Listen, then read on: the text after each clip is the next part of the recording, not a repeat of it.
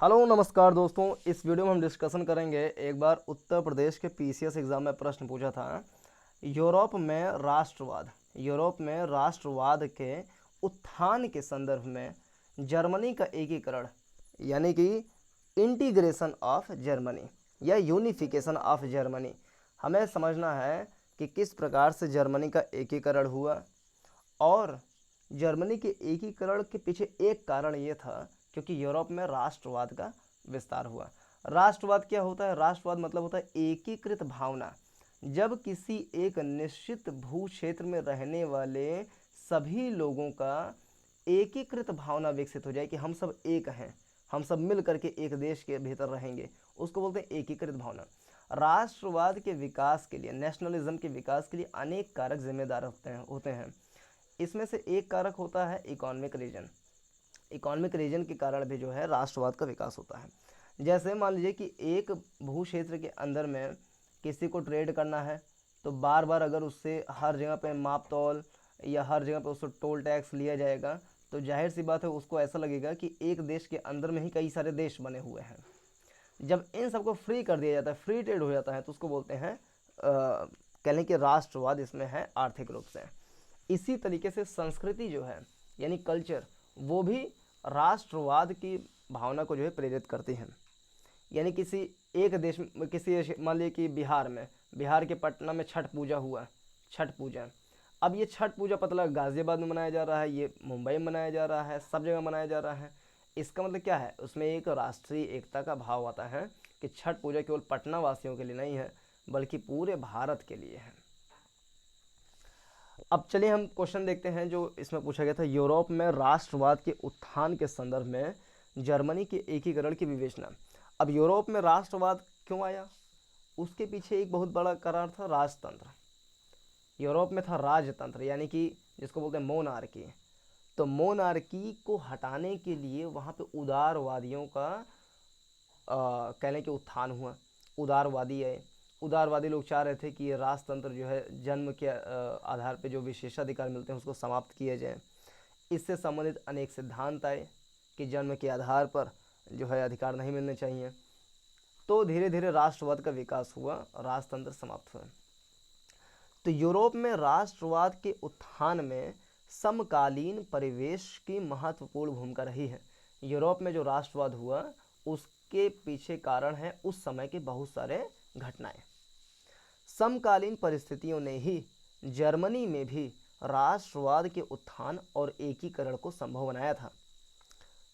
क्योंकि जर्मनी जो आज के समय में हमें दिखाई देता है वो जर्मनी दरअसल पश्चिमी वेस्टर्न जर्मनी और ईस्टर्न जर्मनी में बटा हुआ था।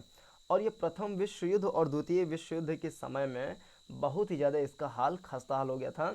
जब वर्साई की संधि जो है 28 जून 19 जो है 20th सेंचुरी में हुआ था, तो उस समय वर्साई संधि जब ये द्वितीय प्रथम विश्व युद्ध समाप्त हुआ था तो उसके बाद हुआ था 1919 में, यानी कि 28 जून 1919 में वर्साई संधि हुई थी, जिससे जो है जर्मनी के ऊपर बहुत सारा आर्थिक तंगी आ गई थी क्योंकि बहुत सारा धन उसको देना पड़ गया था।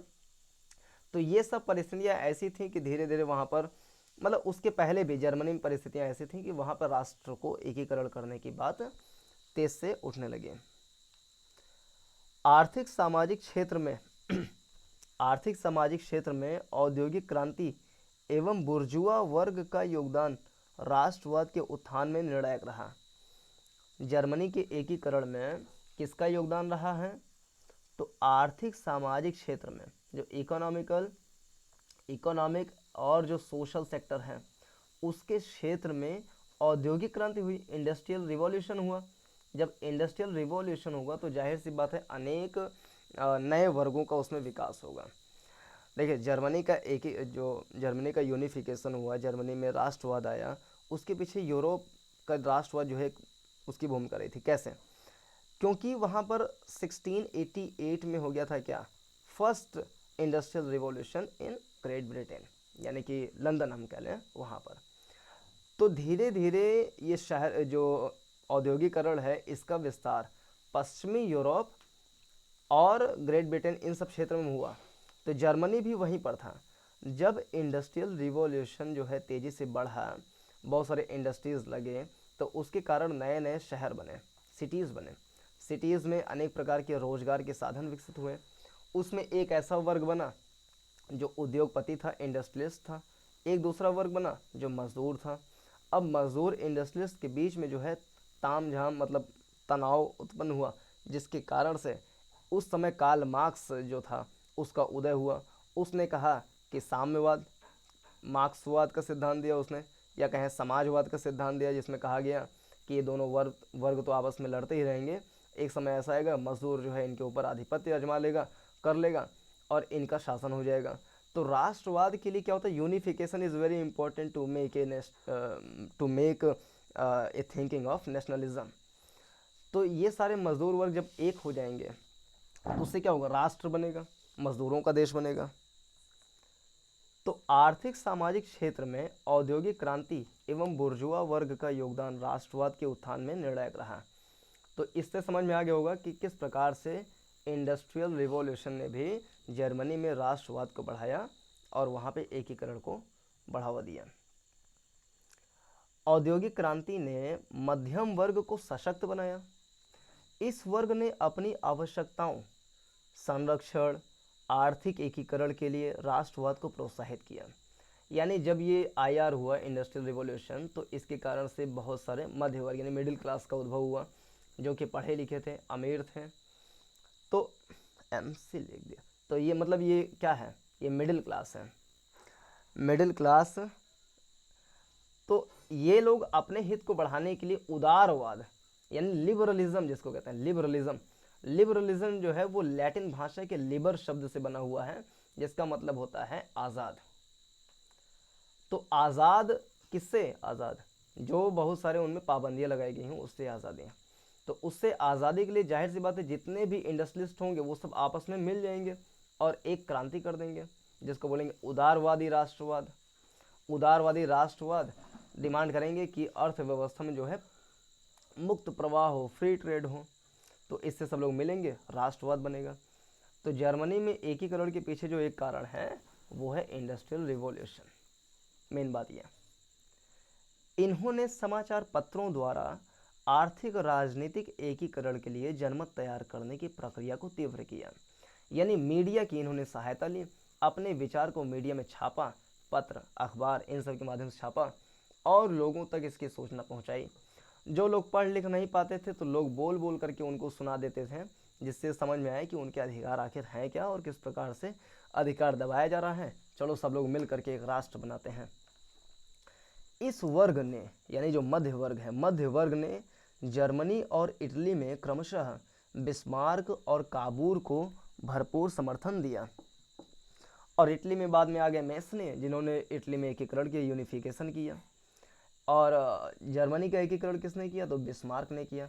भारत में जो थे, जो रियासतें थी, उसका एकीकरण किसने किया, तो वो सरदार पटेल जी ने किया।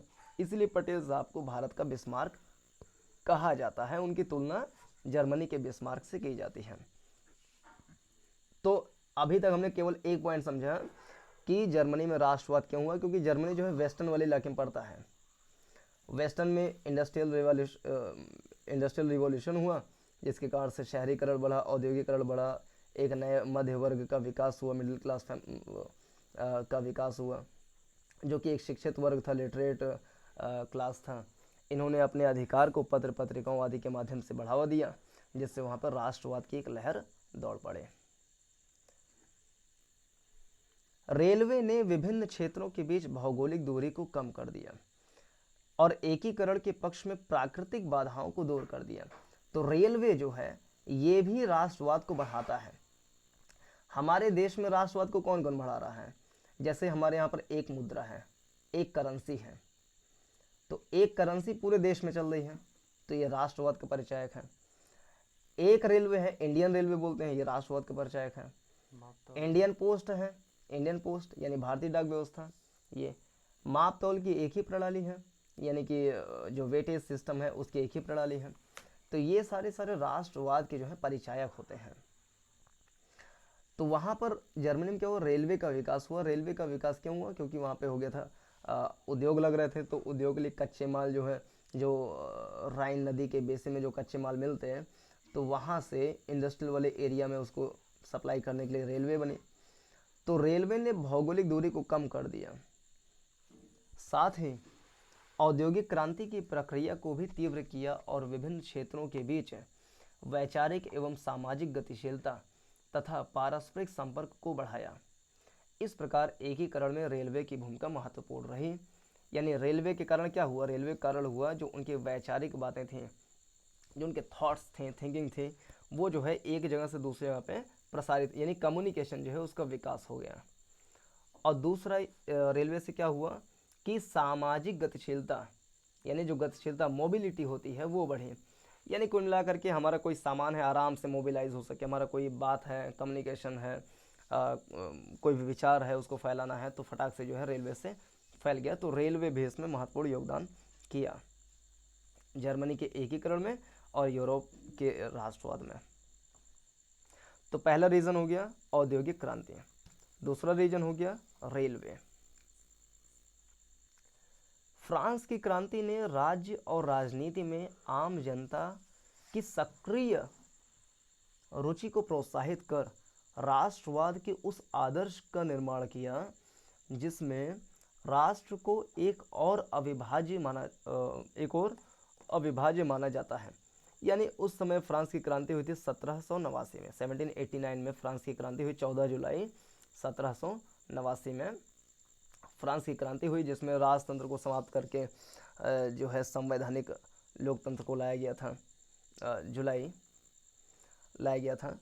तो फ्रांस की क्रांति जो है उसका भी हवा दौड़ा इस तरफ जर्मनी की तरफ और भी देशों में, तो वहाँ पर भी क्रांति के विचार बढ़े। तो फ्रांस की क्रांति ने राज्य और राजनीति में आम जनता की सक्रिय रुचि, यानी आम जनता जब तक प्रोत्साहित नहीं होगी, जो कॉमन पीपल हैं यही जो है क्रांति करते हैं, कॉमन पीपल को प्रोत्साहित किया कि किस प्रकार से फ्रांस में रहने वाले या पेरिस के आसपास रहने वाले गांव के लोगों ने किस प्रकार से अपने कुलीनों को भगा दिया, किस प्रकार से पेरिस पे कब्जा कर लिया, कैसे बास्तील के दुर्ग का पतन कर दिया, कैसे वहाँ के लुई सुलहों को उखाड़ करके गुलेटिन पे चढ़ा करके गला उतार दिया, और कैसे संवैधानिक राजतंत्र का विकास किया गया, कॉन्स्टिट्यूशनल मोनार्की का विकास किया गया, फिर कैसे इस मोनार्की को भी समाप्त करके केवल कॉन्स्टिट्यूशन को लाया गया।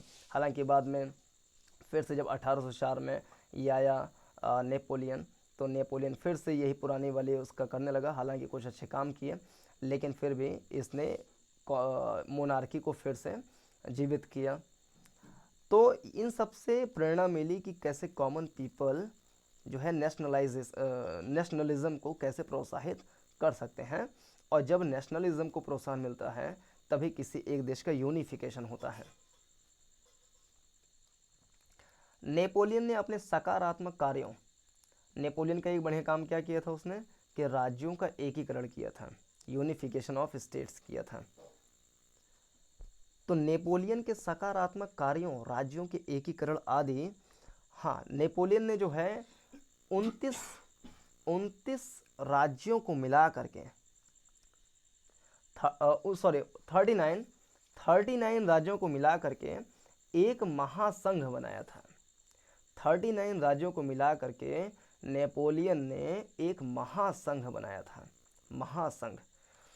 लेकिन जब 1815 में नेपोलियन बोनापार्ट के वाटरलू के युद्ध में पराजय हो गया था, फिर से जो है रूढ़िवादियों का फिर से वर्चस्व हुआ उस पर, है ना, मतलब आगे वाली जो विचारधारा है वो जब आई, तो इसने इस 39 राज्यों को संगठित करके जो महासंघ बना था उसको समाप्त नहीं किया था, बल्कि अन्य काम किए। जैसे जो वियना ट्रीटी है, वियना ट्रीटी एट 1815, 1815 में जो वियना की संधि हुई, ऑस्ट्रिया की राजधानी वियना, वहाँ पर बैठक हुई कि नीदरलैंड को अलगा देंगे, उसमें बेल्जियम मिला देंगे और काम सारा कर देंगे, जर्मनी में ये कर देंगे वो कर देंगे, लेकिन 39 स्टेट्स का जो महासंघ है उसको उसने यथावत किए रखा।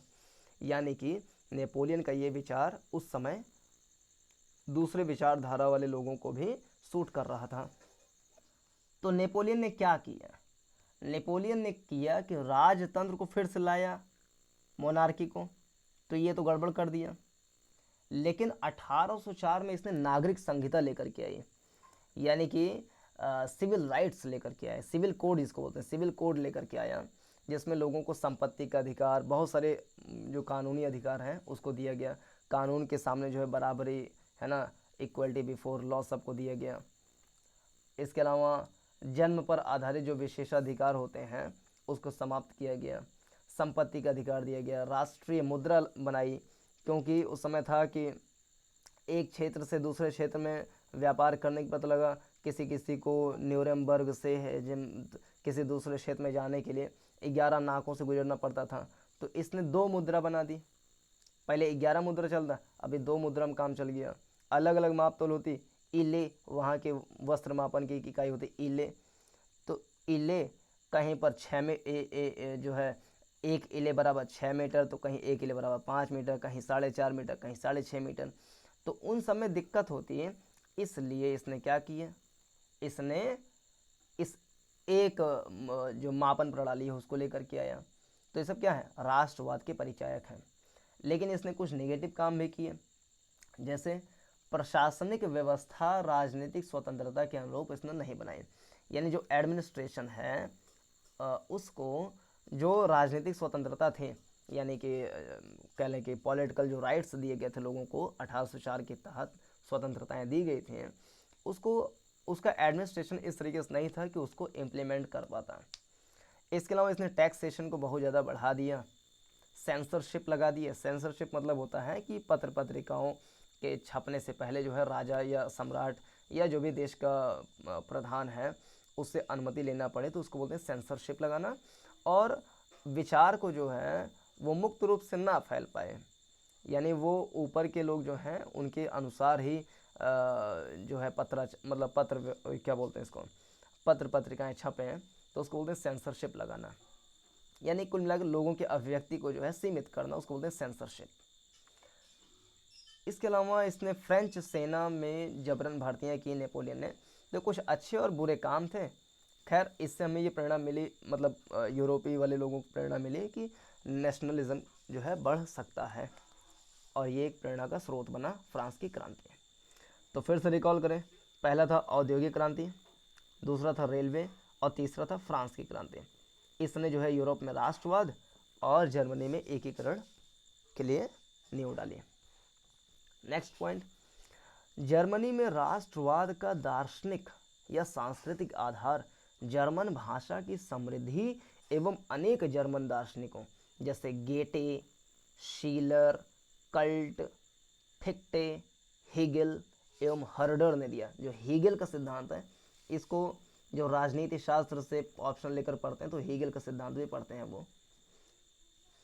तो ये सब जो विचारक थे, फिर से एक बार नाम बोले तो गेटे, शेल्टर, कल्ट, फिक्टे, हेगल, ये सब जो दार्शनिक विचार थे, ये विचारक थे, ये लोग आए दार्शनिक या सांस्कृतिक विचारक जो थे, इन लोगों ने अपने विचार देना शुरू किए। हर्डर के अनुसार एक भाषा भाषी जनता की अपनी विशिष्ट प्रकृति, चेतना या प्रतिभा होती है। हर्डर ने क्या कहा था कि एक भाषा भाषी, एक भाषा बोलने वाले लोग जो हैं उनकी अपनी एक विशिष्ट प्रकृति, एक विशिष्ट नेचर होता है, एक विशिष्ट चेतना होता है, और उनकी भाषा जो है वो यूनाइट कर सकती है लोगों को। देखिए भाषा जो है वो किसी भी नेशनलिज्म के लिए बहुत ही एक बड़ा स्रोत बनता है। जैसे भारत जब आज़ाद हुआ तो 1953 में एक राज्य पुनर्गठन आयोग का गठन किया गया था, जिसको काम ये कहा गया कि आप रिकमेंड कीजिए कि भारत में स्टेट्स को कैसे गठित किया जाए। इसने 1956 में अपनी रिपोर्ट दी जिसमें कहा गया कि भैया भाषा के आधार पर राज्यों का गठन करना बहुत ही महत्वपूर्ण है, क्योंकि भाषा किसी एक देश को जोड़ सकता है और किसी एक देश को तोड़ सकता है। इसका एग्जाम्पल है आज़ादी के बाद बना अपना पाकिस्तान। पाकिस्तान उस समय पश्चिमी पाकिस्तान था और पूर्वी पाकिस्तान था, लेकिन आज़ादी के बाद से ही इसने पूर्वी पाकिस्तान यानी कि आज के बांग्लादेश का बहुत ज़्यादा उत्पीड़न किया, उसका विकास कम किया, और यहाँ तक कि यहाँ तक तो मान लीजिए ठीक ठाक था, ठीक, कोई बात नहीं। आज जो है फाइनेंशियल हेल्प नहीं कर रहे हैं, राइट्स नहीं दे रहे हैं, चलो ठीक है फिर भी। लेकिन पाकिस्तान, वेस्टर्न, आज का पाकिस्तान जो है, आज के बांग्लादेश यानी ईस्टर्न पाकिस्तान के ऊपर लाद दिया कि एक भाषा चलेगी और वो भाषा रहेगी उर्दू, उर्दू भाषा चलेगी। अब जब उर्दू भाषा वाली बात आ गई तो कहें हम तो बंगाली बोलते हैं, कैसे काम करेंगे, तो मामला गड़बड़ा गया। तो 1971 में शेख मुजीबुर रहमान के नेतृत्व में वहाँ पर एक मुक्ति वाहिनी का गठन किया गया और हमारे माननीय इंदिरा गांधी जी जो हैं उसने बांग्लादेश की मदद की और बांग्लादेश को आज़ाद करा लिया। तो भाषा किस प्रकार से एक देश को जो है अलग कर दे रहा है, तो उसका प्रमाण हमारे इतिहास में मिलता है। तो जो वहाँ पे दार्शनिक विचारक थे उन्होंने चीज़ कहा कि एक भाषा भाषी जनता की अपनी विशिष्ट प्रकृति, चेतना या प्रतिभा होती है। पक्की सभ्यता वही है होगी जिसकी अपनी राष्ट्रीय आत्मा या प्रवृत्ति होगी।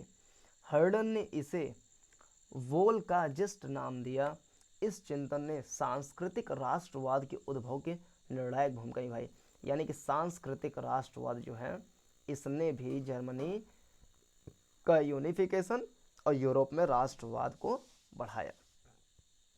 तो पहला रीजन इंडस्ट्रियल रिवॉल्यूशन, दूसरा रेलवे, तीसरा फ्रेंच रिवॉल्यूशन और चौथा कल्चरल रिवॉल्यूशन। ये चार कारक अभी तक हमने देखे। तो ऊपर जितने भी हमने बताए आगे पीछे, सामाजिक, आर्थिक, भौतिक, सांस्कृतिक परिवेश, सामाजिक, आर्थिक, भौतिक, सांस्कृतिक परिवेश जर्मनी में भी मौजूद थे। सामाजिक, आर्थिक, भौतिक, सांस्कृतिक परिवेश जो हैं जर्मनी में भी मौजूद थे। इसका लाभ उठाते हुए बिस्मार्क ने अपनी सैनिक रणनीति एवं कूटनीतिक कुशलता द्वारा जर्मनी के एकीकरण को साकार कर दिया। बिस्मार्क ने देखा ये सारी चीज़ें जो देश के यूनिफिकेशन के लिए ज़रूरी हैं उपलब्ध हैं, उसने उसका फ़ायदा उठाया और कर दिया यूनिफिकेशन। इसीलिए कहा जाता है कि जर्मनी के एकीकरण में बिस्मार्क की रक्त एवं लौह की नीति ही नहीं बल्कि लोहा और कोयला यानी औद्योगिक क्रांति, रेलवे आदि ने भी महत्वपूर्ण भूमिका निभाई। देखो बड़ा अच्छा स्टेटमेंट है ये कि बिस्मार्क की, ऐसा कहा जाता है क्या कि जर्मनी के एकीकरण में, यूनिफिकेशन ऑफ जर्मनी, जर्मनी के एकीकरण में बिस्मार्क की रक्त एवं लौह की नीति ही नहीं बल्कि लौह और कोयला की नीति ने भी महत्वपूर्ण भूमिका निभाई। रक्त और लौह नीति क्या होता है? रक्त, ब्लड एंड आयरन पॉलिसी। इसका मतलब होता है जैसे हमारे जो सरदार पटेल जी थे, मजाक में कहा जाता है कि वो एक हाथ में लाठी लिए रहते थे और एक हाथ में गाजर लिए रहते थे। जैसे जाना है, मान लीजिए भोपाल जाना है या हैदराबाद जाना है, तो पहले उनको वहाँ के रियासत के राजा जो निज़ाम है उनको दिखाए गाजर, भैया गाजर खा लो, भारत मिल जाओ। तो अगर वो मान जाते गाजर खा करके तो ठीक है, नहीं तो ये अपना डंडा का प्रयोग करते थे। और ऑपरेशन पोलो इसी के तहत चलाया गया था। 1948 में ऑपरेशन पोलो चला यानी डंडा चला और हैदराबाद जो है भारत में मिल गया। इसी तरीके से उन सरदार पटेल जी ने 600 से ज़्यादा रियासतों को जो है यूनिफाई किया। कैसे? ब्लड, रक्त और लौह की नीति से। इसीलिए इनको भारत का लौह पुरुष भी कहा जाता है, क्योंकि उन्होंने शायद स्टिक का ज़्यादा प्रयोग कर दिया होगा। रक्त और लौह की नीति, लौह मतलब कि जो है इन्होंने गाजर का प्रयोग ज़्यादा किया होगा, क्योंकि रक्त मतलब तो खून बहाना होगा ना, तो खून कम ही बहा है। जैसे हैदराबाद के मामले में थोड़ा सा हुआ है, थोड़ा बहुत और कहीं होगा, बाकी इसको बोलते हैं रक्त और लौह नीति। नेपोलियन ने जर्मनी में 300 से अधिक स्वतंत्र राज्यों के स्थान पर 39 राज्यों का एक संघ बनाकर जर्मनी के एकीकरण का मार्ग प्रशस्त कर दिया था। तो पहले बताएं, नेपोलियन जो है वो 300 से ज़्यादा छोटे छोटे अलग अलग बटा हुआ था, सबको यूनिफाई करके एक महासंघ बना दिया, 39 राज्यों का महासंघ बना दिया। तो इसने भी सहयोग किया जर्मनी के एकीकरण में। परंतु वियना कांग्रेस 1815 में वियना संधि हुई थी, वियना कांग्रेस बैठी थी, ने राष्ट्रवाद एवं एकीकरण की उपेक्षा की। वियना ने जो है राष्ट्रवाद और एकीकरण की उपेक्षा की। वियना संधि पर ये बातें की गई थी कि फ्रांस पर नियंत्रण जो है वो बढ़ाया जाएगा। जो वियना संधि 1815 में हुआ था उसमें क्या था, 1815 वियना संधि, उसमें पहला बात ये था कि फ्रांस को जो है धीरे धीरे कमज़ोर किया जाएगा, क्योंकि वो मजबूत हो रहा होगा उस समय, उसको कमज़ोर किया जाएगा। क्योंकि 1815 तक नेपोलियन था, नेपोलियन सब जीत लिया इधर उधर, तो आगे फिर से फ्रांस ना बढ़े, इसके लिए वियना मीटिंग हुई थी कांग्रेस। दूसरी बात ये की गई वियना कांग्रेस 1815 में कि फ्रांस पर नियंत्रण, और दूसरा ब्रिटेन, प्रशा, ऑस्ट्रिया, रूस, ये सारे लोग बैठ करके मीटिंग किए थे 1815 में। ब्रिटेन, प्रशा, ऑस्ट्रिया, रूस, ये लोग ने मिल करके वियना कांग्रेस की थी 1815 में, जिसमें ये काम किया गया कि नीदरलैंड और बेल्जियम को मिला करके एक राज्य बना दिया गया। नीदरलैंड जो आज का देश है, एम्स्टर्डम राजधानी है, बेल्जियम जो आज का देश है, ब्रुसेल्स राजधानी है, इसको उस समय मिला करके एक देश बना दिया। तीसरा काम किया, नेपोलियन के 39 राज्यों का महासंघ जो है उसको बरकरार रखा। और चौथा काम किया कि सेंसरशिप के नियम बना दिए, इसी बोलते हैं वियना संधि, जिसमें 3-4 काम किए गए। पहला, फ्रांस पर नियंत्रण किया जाएगा, नीदरलैंड बेल्जियम को एक कर दिया जाएगा, नेपोलियन के द्वारा बनाए गए 300 छोटे छोटे राज्यों के महासंघ, जो 39 राज्यों के महासंघ बनाए थे, उसको यथावत रखा जाएगा, और सेंसरशिप के नियम बनाए जाएंगे, ताकि जो उदारवादी राष्ट्रवाद है, शिक्षित वर्ग जो खूब छाप रहा है उल्टा सीधा, तो वो सब ना किया जा सके और राष्ट्रवाद को हतोत्साहित किया जाए। तो इसलिए वियना कांग्रेस हुआ था। तो ये था वियना संधि। इस कांग्रेस ने जर्मनी को एक शक्तिहीन संघ राज्य के रूप में ऑस्ट्रिया के प्रभाव में रख दिया। फिर भी एकीकरण की प्रक्रिया नहीं रुकी। 1834 में जोलवेरिन यानी सीमा शुल्क संघ के निर्माण ने एकीकरण का आर्थिक आधार तैयार किया, यानी वन टैक्स, जैसे GST, goods and service tax, one nation one taxation इसको बोलते हैं। हजारों किलोमीटर लंबी रेलवे लाइन के निर्माण ने प्राकृतिक बाधाओं को भी दूर कर दिया। आगे राजनीतिक एकीकरण का कार्य बिस्मार्क द्वारा संपन्न हो गया। नेपोलियन ने जर्मनी में राष्ट्रीयता की वह भावना भरी जो जर्मन साम्राज्य का आधार बनी। नेपोलियन ने 300 से अधिक स्वतंत्र राज्यों के स्थान पर 39 राज्यों का एक राइन संघ बनाकर, यानी कि महासंघ बनाकर, जर्मनी की राष्ट्रीय एकता का मार्ग प्रशस्त कर दिया। परंतु वियना कांग्रेस 1815 ने जर्मन राष्ट्रवाद की उपेक्षा की थी। कांग्रेस के निर्णयों के अनुसार जर्मनी को एक शक्तिहीन संघ राज्य के रूप में ऑस्ट्रिया के प्रभाव में रख दिया गया। ऑस्ट्रिया ही जर्मनी के एकीकरण में प्रमुख बाधा का तत्व था। तो ऑस्ट्रिया जो है वो मेन बाधा का तत्व था। तो ये सारी चीज़ें हुई। जर्मनी के एकीकरण में जोलवेरिन यानी सीमा शुल्क संघ बन गया। तो इस संघ ने जर्मनी की एकता को प्रशा के नेतृत्व में वास्तविक आधार प्रदान किया। फ्रांस की 1848 की क्रांति फ्रांस की 1789 की क्रांति ने जर्मन राज्यों में उत्तेजना फैला दी। इसने जर्मनी में 1848 इसलिए क्योंकि 1789 में तो पहला क्रांति हुआ था। जो मेन क्रांति तो खैर यही है, क्योंकि राजतंत्र इसमें समाप्त हो गया लगभग पूरी तरीके से। हालांकि मोनार्कियल कॉन्स्टिट्यूशनल मोनार्की फिर भी बना रहा था, लेकिन पूरी तरीके से महिला को अधिकार, दासता समाप्ति, सब अच्छा सा एक देश बन जाए, तो ये चीज़ तो इसलिए कह रहा है कि फ्रांस की 1848 वाली जो क्रांति हुई थी ने जर्मनी राज्यों में उत्तेजना फैला दी। इसने जर्मनी में उदारवाद एवं राष्ट्रीयता की भावना को प्रबल बनाया था। प्रशा का चांसलर था बिस्मार्क। प्रशा का चांसलर ने जर्मनी के एकीकरण का सपना रक्त और लौह की नीति से साकार किया। रक्त और लौह की नीति से साकार किया। बिस्मार्क का मुख्य उद्देश्य प्रशा को शक्तिशाली बनाकर जर्मन संघ से ऑस्ट्रिया को बाहर निकालना एवं जर्मनी में उनके प्रभाव को समाप्त करके प्रशा के नेतृत्व में जर्मनी का एकीकरण करना था। एकीकरण के प्रथम चरण में डेनमार्क से श्लेस्विग और हॉलस्टाइन के प्रश्न पर युद्ध करके गेस्टाइन समझौता किया गया। ऐसे गेस्टाइन समझौता ऑस्ट्रिया की तुलना में प्रशा के पक्ष में रहा था। अच्छा, गेस्टाइन समझौता हुआ तो फिर से इसको एक बार समझें कि एकीकरण के प्रथम चरण में, पहला चरण क्या था, में डेनमार्क से, जो डेनमार्क है उससे श्लेस्विग और हॉलस्टाइन के प्रश्न पर युद्ध करके गेस्टाइन समझौता किया गया। गेस्टाइन समझौता ऑस्ट्रिया की तुलना में प्रशा के पक्ष में था और प्रशा का विरोधी था कौन? जर्मनी। ऑस्ट्रिया को तो जर्मनी निकालना ही चाहता था। गेस्टाइन समझौते में बिस्मार्क ने, प्रशा का तो था खुद ही, प्रशा का चांसलर था बिस्मार्क, तो प्रशा को दिक्कत थी किससे? ऑस्ट्रिया से। तो गेस्टाइन समझौते में बिस्मार्क ने भावी तकरार के बीज रख छोड़े थे। इसी को लेकर उसने 1866 ईस्वी में ऑस्ट्रिया के युद्ध किया।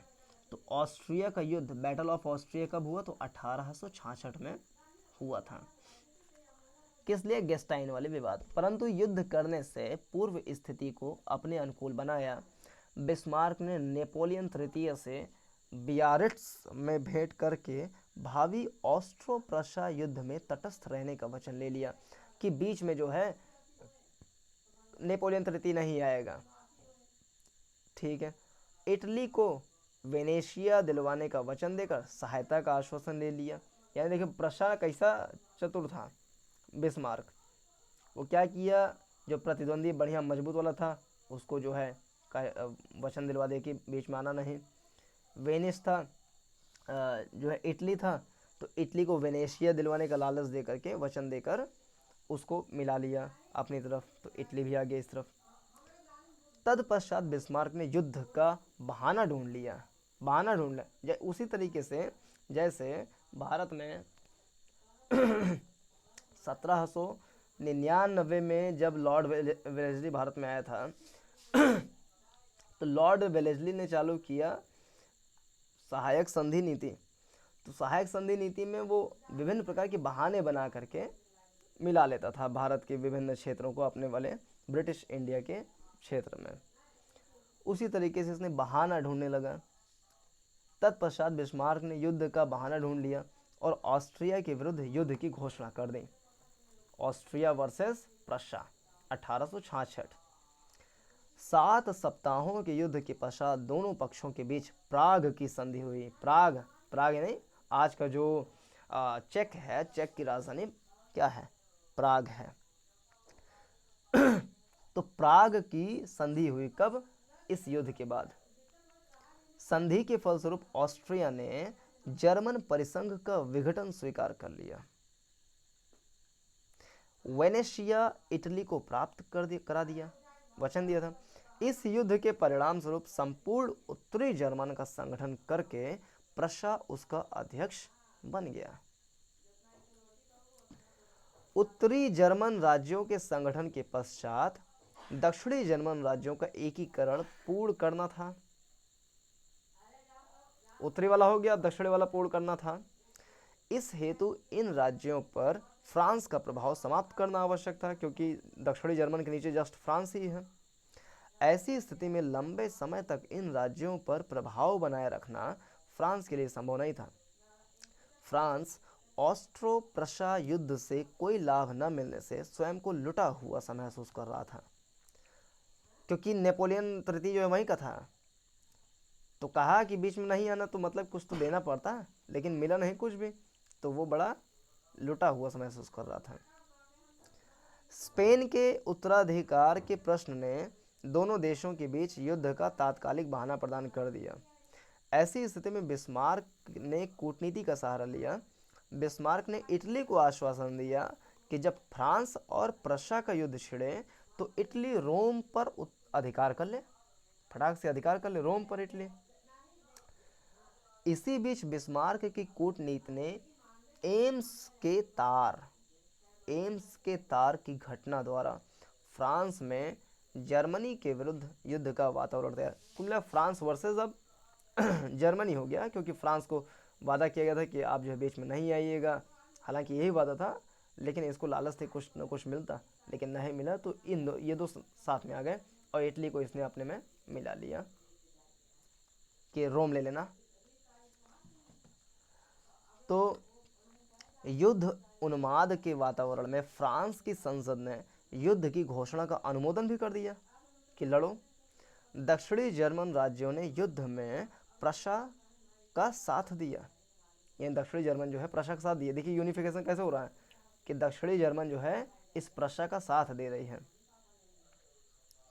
लगातार होने वाले कई युद्धों में फ्रांस की स्थिति नाजुक होती चली गई। अंततोगत्वा फ्रांस के शासक नेपोलियन तृतीय को आत्मसमर्पण करना पड़ा, सरेंडर करना पड़ा।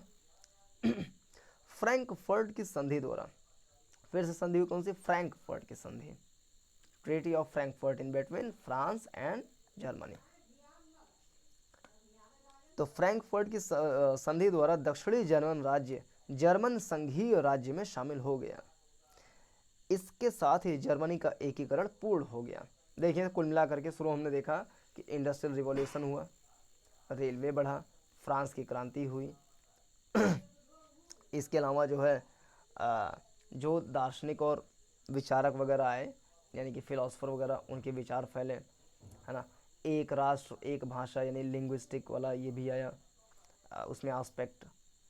और फिर किस प्रकार से उसने राजनीति यानी पॉलिटिकल अपना दिमाग लड़ाया, कूटनीति का सहारा लिया, अलग अलग देशों को मिलाया, लालच दिया, ये सब क्या कूटनीति है। इन सब के सहारे उसने जर्मनी का एकीकरण पूर्ण कर लिया। प्रसंगवश प्रश्न उठता है कि बिस्मार्क को जर्मनी के एकीकरण का श्रेय दिया जाना चाहिए अथवा नहीं। स्पष्टतः प्रशा के नेतृत्व में जर्मनी के एकीकरण का कार्य संपूर्ण हुआ, परंतु सूक्ष्म रूप से देखा जाए तो इसके पीछे जर्मन एकीकरण की भावना, गौड़ और प्रशा के वर्चस्व की भावना ही प्रधान थी। बिस्मार्क हर मोड़ पर प्रशा का सुदृढ़ीकरण करता दिखाई देता था। वह प्रशा में जर्मन राज्यों को समाहित कर लेना चाहता था। राजनीतिक और भौगोलिक एकीकरण के बाद उसने प्रशा के शासक एवं चांसलर को ही जर्मनी का शासक, यानी पहले जर्मनी अलग रहा होगा, प्रशा अलग रहा होगा, ये प्रशा दरअसल इसको मिला करके अपने मिलाना, यूनिफिकेशन इस तरीके से किया।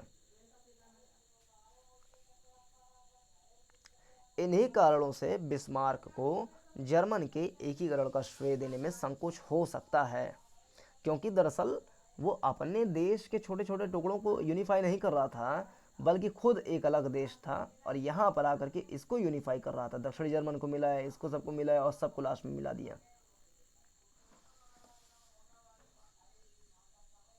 फिर भी बिस्मार्क के दृढ़ निश्चय, अवसरवादिता यानी बहुत ही अपॉर्चुनिटिज्म वाला, अपॉर्चुनिटी जिसको बोलते हैं, उसका ये था आदमी।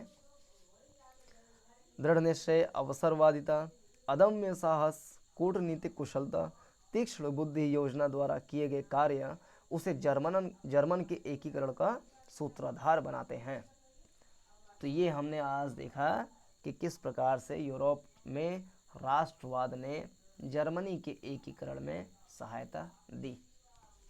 तो इतना अगर चीज़ हम समझ लेंगे तो फिर से एक बार फटाफट रिकॉल कर लें कि जो औद्योगिक क्रांति हुई उससे नए मध्य वर्ग का विकास हुआ, विकसित हुए, उनका बुद्धि चेतना का विकास हुआ, वो पत्र पत्रिकाओं मीडिया का सहारा लेकर के अपने विचार जो है फैलाने लगे, तो इससे जो है वो हुआ। और मध्य वर्ग ने जब नए नए उद्योग लगाए तो जो है उदारवादिता वाला मतलब उदारवाद बढ़ा, जिससे राष्ट्रीय एकता को बढ़ावा मिला।